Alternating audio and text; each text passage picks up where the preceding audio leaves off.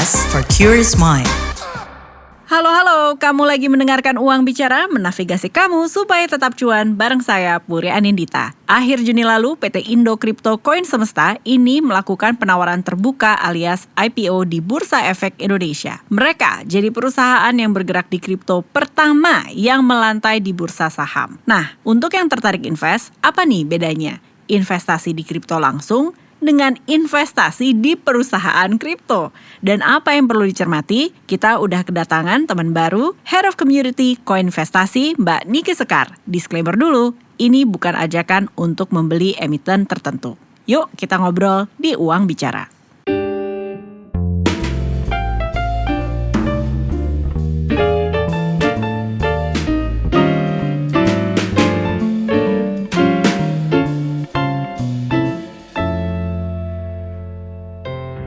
Mengingat Mbak Niki kan udah 5 tahun ya berkecimpung di dunia kripto.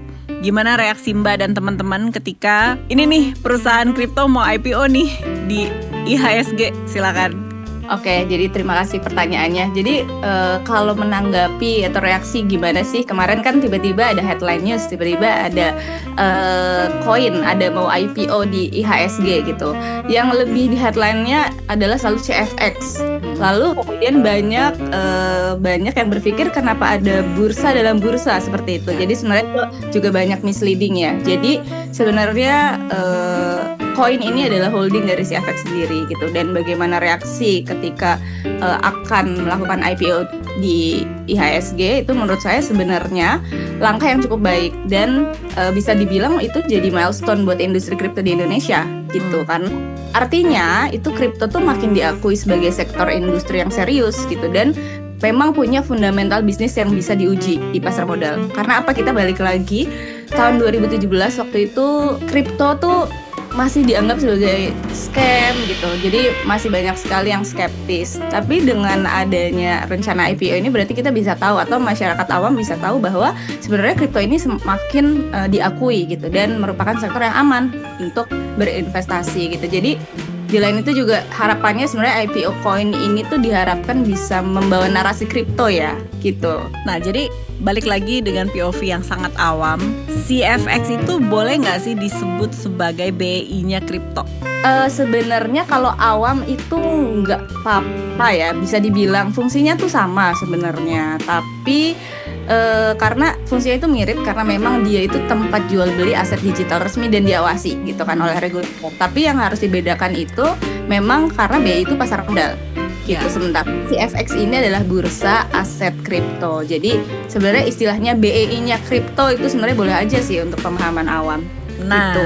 Oke. Jadi BEI-nya kripto artinya bursa aset kripto gitu ya. Nah, sekarang mau lihat dulu deh sebenarnya di Q2, Q3 itu kondisi pasar kripto saat ini dan kayaknya ngelihat ke akhir Q4 2025 akan seperti apa sih Mbak? Kebetulan banget tadi malam itu Bitcoin. Kalau kita ngomongin aset kripto kita biasanya mengacu ke Bitcoin ya, the mother of cryptocurrency gitu. Dan kebetulan semalam Bitcoin itu naik ke hampir all time high gitu. Jadi lagi ke harga kalau dolarnya, kalau biasanya trader itu biasanya kita pakai mengacunya dolar ya ke 109.000 US dollar atau rupiahnya kalau nggak salah sekitar 1 miliar 760 juta sekian gitu. Jadi kebetulan juga kan saya tradingnya aktif ya, jadi kita ngeliatin chart terus nih. Jadi tadi malam itu sebenarnya pasar market sekarang lagi hijau, lagi senang semuanya. Tapi kalau ngomongin overall kondisi pasar kripto ya di Q2 itu memang secara umum masih fluktuatif banget. Apalagi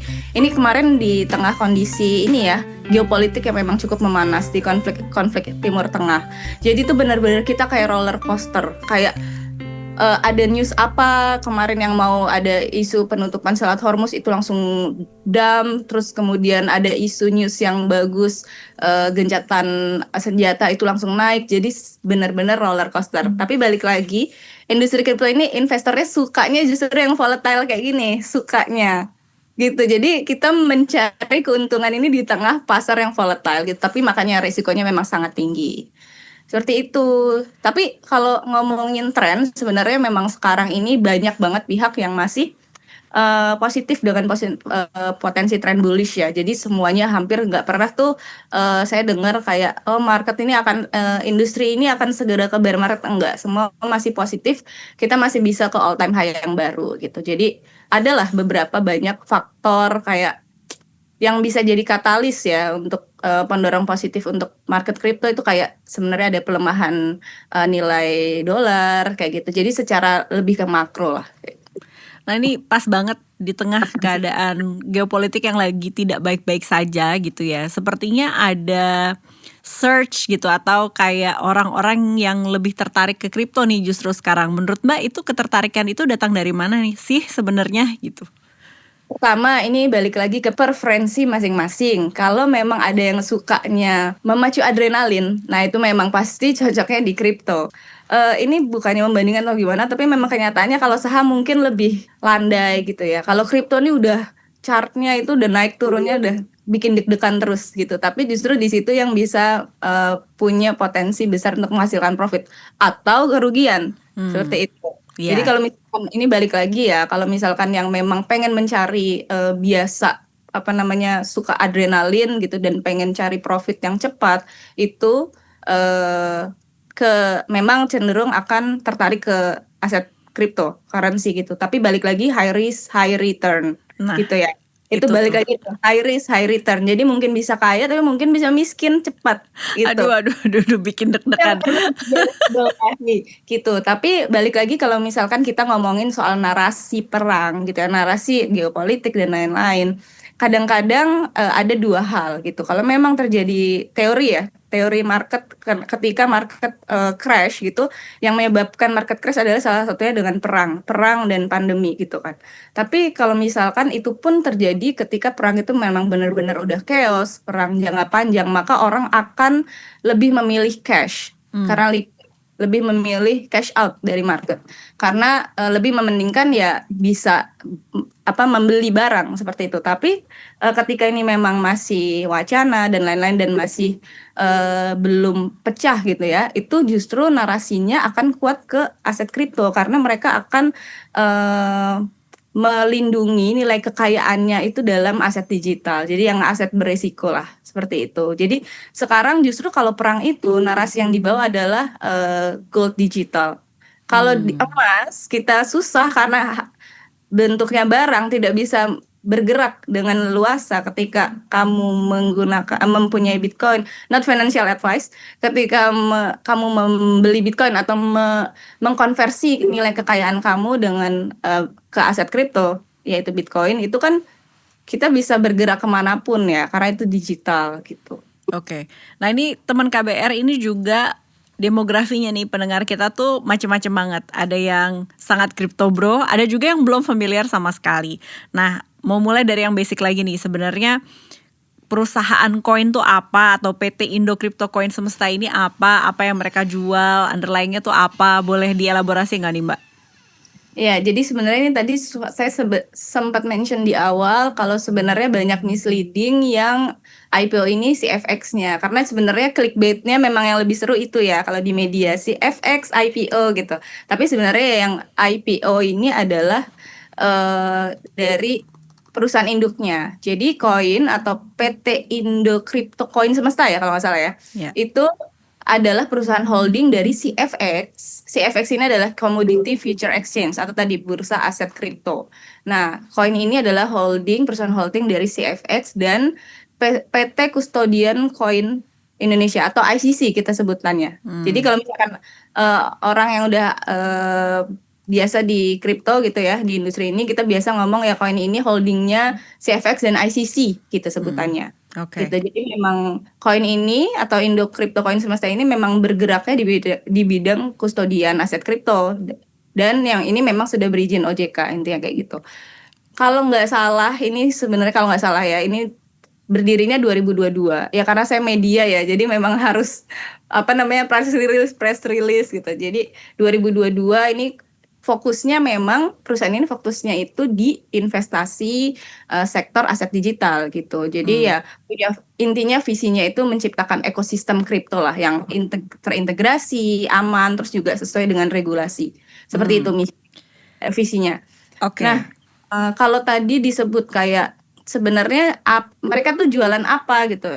Sebenarnya bukan jualan koin ya. Jadi lebih memang mereka lebih ke infrastruktur lah gitu, infrastruktur dan layanan seputar kripto. Intinya mereka ingin membuat ekosistem sendiri seperti itu.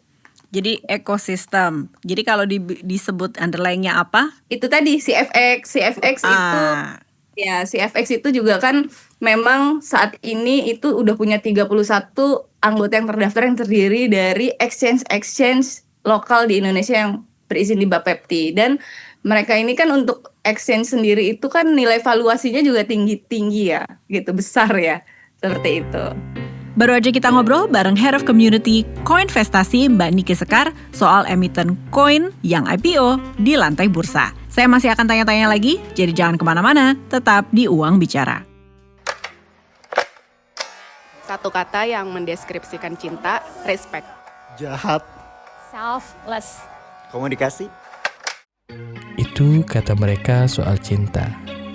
Dengarkan Love Buzz di kbrprime.id. Tersedia juga di platform mendengarkan podcast lainnya.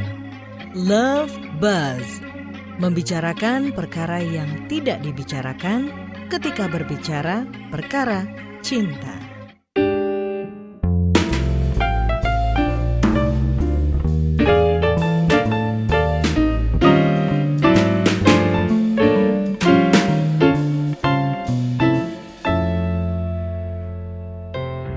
Kamu masih dengerin Uang Bicara? Menavigasi kamu supaya tetap cuan bareng saya Puri Anindita. Kita masih ngobrol nih soal perusahaan kripto yang melantai di BEI bareng Head of Community Koinvestasi Mbak Niki Sekar. Kita lanjut ya. Nah, Koin sendiri kan menargetkan dana IPO sebesar, tolong koreksi kalau salah ya Mbak ya, 231,62 miliar rupiah. Kedepannya akan digunakan untuk apa? Pengaruhnya ke masyarakat yang bertransaksi aset kripto akan seperti apa? Boleh dielaborasi? Ya, mungkin sebenarnya ini juga cukup ramai diperbincangkan soal target 231 miliar ini. Jadi dari dana 231 miliar yang ditargetkan ini, sebenarnya semua dana IPO itu akan digunakan untuk pengembangan anak-anak usahanya inilah, untuk CFX, untuk ICC gitu. Tapi walaupun ini saya belum tahu secara pasti, tapi katanya memang itu akan lebih banyak mayoritas untuk pengembangan CFX gitu. Jadi pengembangan teknologi, memperluas layanan, terus ya intinya sebenarnya untuk pengembangan untuk lebih baik lah, seperti itu. Nah, tapi jadi karena perusahaan holding ini, jadi sebagian besar kan pendapatannya dari CFX ya. Gitu. Dan yang menarik CFX ini juga correct me if I'm wrong, jadi karena ini memang jadi pembicaraan ya. Jadi pendapatan CFX ini, bisnisnya ini punya margin bersih lebih dari 35%. And this is very very profitable gitu. CFX resmi itu di akhir 2023 dan tahun 2024 nih mulai pada exchange mulai pada daftar nih gitu. Dan kalau ngomongin growth, ya makin ramai transaksi kripto di Indonesia, makin profit CFX. Kalau makin profit CFX, ya berarti koinnya kita bisa tebak sendiri lah gitu. Cuma ya balik lagi ya, ada mungkin kemungkinan juga bursa kripto ini tidak hanya satu-satunya CFX, tapi kita belum tahu karena memang juga belum ada seperti itu. Sampai saat ini masih satu-satunya. Kemudian juga dari data terbaru, Indonesia ini masuk di nomor 3, mengalahkan Vietnam untuk dari segi mass adoption. Saat ini adalah nomor 3 di dunia untuk adopsi aset kripto terbesar di dunia secara user, seperti itu. Jadi kalau kita bisa ngomong justru adopsi atau usernya sangat meningkat, bisa menjadi nomor 3 di dunia, artinya transaksi kriptonya juga makin meningkat, ya berarti CFX-nya juga makin profitable. Gitu. Apakah itu juga nih yang membuat koin berani IPO sekarang? Timing itu yang lagi dikejar atau ada hal lain? Saya nggak tahu, mungkin ini lebih politis ya. Cuma mungkin juga memang timingnya pas, dan juga IPO ini kita sudah mendengar desas-desusnya dari tahun lalu. Jadi kayak dari komunitas kayak ada exchange yang mau IPO gitu. Tapi sebenarnya kita tahu sih mungkin pasti ini bukan exchange tapi dari CFX-nya sendiri atau dari holdingnya itu sendiri gitu. Ya itu tadi yang menarik sebenarnya, balik lagi ke kayak 231 miliar. Kayak sebenarnya kita juga banyak pertanyaan kenapa mentargetkan banyak sekali gitu. Padahal juga secara dari laporan keuangan itu kan profitable ya. Maksudnya kayak orang bilang ya kayaknya nggak perlu duit nggak sih gitu. Tapi ya berarti mungkin ada alasan lain kenapa sampai harus melantai di bursa efek Indonesia seperti itu. Berarti tadi masuk ke timing ya. Kayaknya Apakah timing nih ya. Kayaknya dengan melihat jawabannya Mbak Niki, timing. betul. Oke, nah balik lagi kalau tadi kan disebutkan ekosistem gitu ya. Menurut Mbak Niki dan tim gitu, model bisnis ini sudah solid kah? Bisa diandalkan investor retail kah? Saya yakin kalau ada momentum banyak yang cari tahu, pengen ikutan juga. Tapi apalagi nih risiko-risiko yang memang investor harus perhatikan, utama yang retail ya. Jadi sebenarnya kalau ngomongin model bisnis, ini menurut saya model bisnis cukup kuat. Karena mereka punya ekosistemnya cukup lengkap ya. Kayak dari bursa kripto, kustodian, terus juga mereka juga edukasi kayak gitu. Mereka tuh aktif ke kampus, ke komunitas juga beberapa waktu terakhir. Tapi ya memang investor ini perlu banget ya untuk lihat laporan keuangan, pertumbuhan user, terus gimana mereka menghadapi persaingan ke depan. Karena kita nggak tahu ya, saat ini memang masih satu, tapi ada kemungkinan, ini kayak saya baca thread itu di Twitter, ini kayak ini nanti nggak akan ada kok pesaingnya, mungkin seperti itu, tapi kita belum tahu. Jadi mungkin ya memang sebagai investor yang perlu kita, atau hati-hati tetap ya, itu pasti tetap hati-hati adalah do your own risk atau do your own research-nya adalah ya perlu lihat laporan keuangan, user itu penting banget growth-nya, terus juga itu dia gimana caranya mereka menghadapi persaingan ke depan, itu sih. Ini kalau lihat, kita kan rekaman nih sekarang hari Kamis ya. Ini kemarin sudah ada yang rilis bahwa investor bisa beli per kemarin 2 Juli nih. Minimal berapa Mbak? Kalau harganya sendiri tuh 100 sampai 105 gitu, yang ditawarin 22 juta lot. Nah, memandang IPO koin ini dan melihat perusahaan kripto lain, jangan-jangan mau ikutan juga, ini melihatnya sebagai tantangan atau peluang atau gimana? Ya itu bisa dua-duanya sebenarnya, selalu bisa dua-duanya gitu. Karena kalau tantangan itu berarti standar transparansi, terus juga governance-nya juga makin tinggi gitu. Tapi ya pasti selalu jadi peluang, karena ini kayak apapun yang ada di industri ini yang masih baru, yang belum masih belum mature atau masih berkembang gitu ya, itu memang kan selalu ada peluang. Selalu banyak peluang gitu. Karena ya ini bisa jadi jalan baru juga sih untuk ekspansi, terus juga fundraising ya secara legal dan terbuka. Kalau ada teman KBR yang punya pikiran gini nih, daripada beli koin kripto, mendingan ya udah aku beli saham perusahaan kriptonya aja gitu ya. Mbak Niki memaknai mindset itu gimana? Sebenarnya itu misleading ya, karena kedua-duanya ini beda instrumen. Antara koin aset cryptocurrency ya. Yes. Aset cryptocurrency dengan tadi saham perusahaan kripto, perbandingannya kan itu ya. Jadi dua-duanya punya instrumen yang beda, punya karakteristik resiko juga yang beda gitu. Kalau beli aset cryptocurrency, kita percaya sama teknologinya, karena aset yang kita investasikan punya value di masa depan, punya utility yang berguna gitu. Nah, ketika kita mau beli saham perusahaan kriptonya, itu kan berarti kita percaya sama performa bisnisnya gitu. Jadi itu dua hal yang sangat-sangat berbeda. Tapi sebenarnya dua hal itu bisa saling melengkapi, karena itu kan kita gimana pun diversifikasi aset ya. Jadi untuk portofolio kita. Jadi asal memang tahu tujuannya dan risikonya gitu. Jangan 100% juga di kripto semua, walaupun rata-rata kalau anak kripto retail udah 100% di kripto semua. Tapi ini juga mungkin bisa jadi opsi untuk diversifikasi portofolionya. Oke, ada saran nih untuk teman-teman KBR yang memang mau membeli, bilangnya saham dong kalau ini kan, beli saham koin. Apa pesannya buat mereka?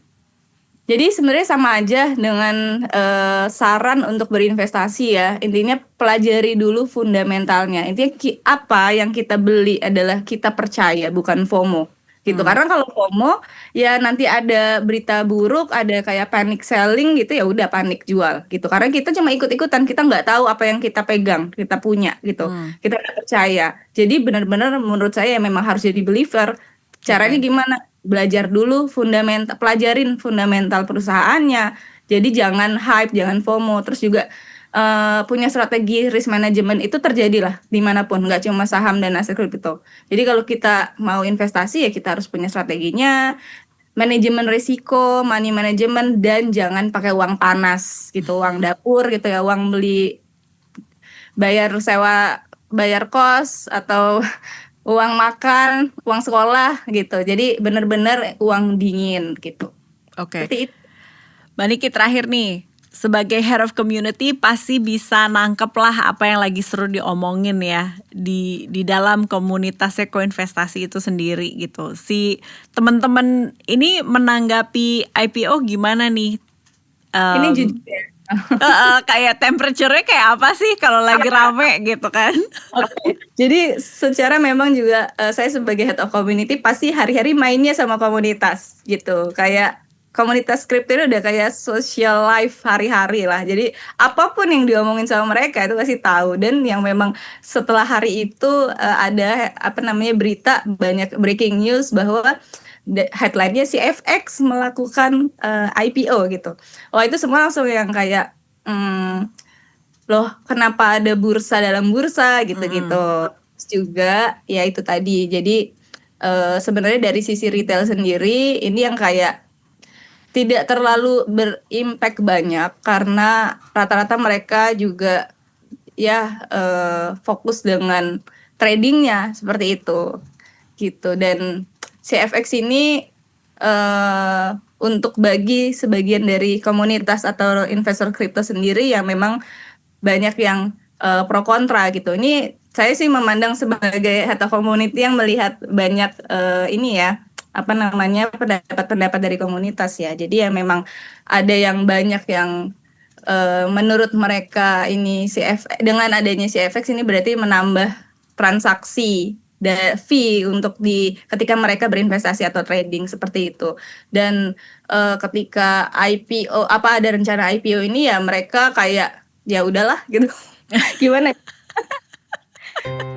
Itu tadi Head of Community Koinvestasi Mbak Niki Sekar yang udah ngejelasin apa bedanya investasi di perusahaan kripto dan invest di koin kriptonya langsung. Mudah-mudahan episode ini bisa ngejawab kebingungan kamu ya dan gak misleading dengan info-info yang beredar di sosial media.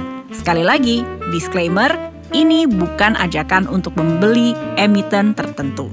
Oke, sampai di sini dulu episode Uang Bicara kali ini. Saya Puri Anindita pamit. Kalau teman KBR punya kritik, saran, ada masukan ide nih soal topik keuangan dan literasi finansial yang dirasa pengen banget dibahas, kirimin dong emailnya, ditunggu ya, di podcast@kbrprime.id dengan subjek Uang Bicara. Dengerin terus Uang Bicara menavigasi kamu supaya tetap cuan setiap Kamis di platform mendengarkan podcast kesayangan kamu dan simak videonya di akun YouTube KBR Media. Bye for now.